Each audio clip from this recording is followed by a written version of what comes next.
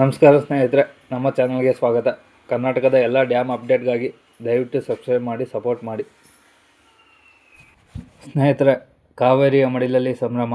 ಕೊಡಗಿನ ಮಲೆನಾಡಿನಲ್ಲಿ ಸುರಿಯುತ್ತಿರುವ ಮಳೆಯಿಂದಾಗಿ ಮೈಸೂರಿನ KRS ಡ್ಯಾಮ್ ನೀರಿನ ಮಟ್ಟದಲ್ಲಿ ಗಣನೀಯವಾಗಿ ಏರಿಕೆ ಕಂಡು ಬಂದಿದೆ.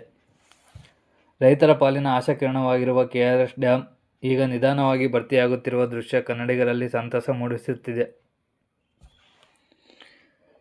ಒಳಹರಿವಿನ ಪ್ರಮಾಣವೂ ಹೆಚ್ಚಾಗಿದೆ. ಮಳೆಗಾಲದ ಆರಂಭದ ಈ ಶುಭ ಸುದ್ದಿಯು ರಾಜ್ಯದ ಕೃಷಿ ಮತ್ತು ಕುಡಿಯುವ ನೀರಿನ ಸಮಸ್ಯೆಗಳಿಗೆ ಪರಿಹಾರ ನೀಡುವ ಭರವಸೆ ಮೂಡಿಸಿದೆ. ಬನ್ನಿ ಸ್ನೇಹಿತರೆ, ಡ್ಯಾಮ್ನ ನೀರಿನ ಮಟ್ಟ ಎಷ್ಟಿದೆ ಅಂತ ನೋಡೋಣ. ಡ್ಯಾಮ್ನ ಗರಿಷ್ಠ ಮಟ್ಟ 124 ಅಡಿ ಇದೆ. ಈ ಕರೆಂಟ್ ಲೆವೆಲ್ ಪ್ರಸ್ತುತ ಮಟ್ಟ 87 ಅಡಿ ಇದೆ. ಡ್ಯಾಮ್ನಲ್ಲಿ ನೀರು. ಡ್ಯಾಮ್ನ ಒಳ ಹರಿವು 12,312 ಕ್ಯೂಸೆಕ್ಸ್ ನೀರು ಬರ್ತಿದೆ. ಹೊರ ಹರಿವು 762 ಇದೆ.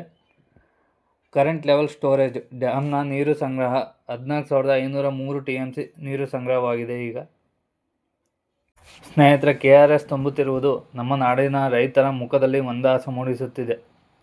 ಆ ಕಾವೇರಿ ಆಶೀರ್ವಾದ ಸದಾ ಇರಲಿ.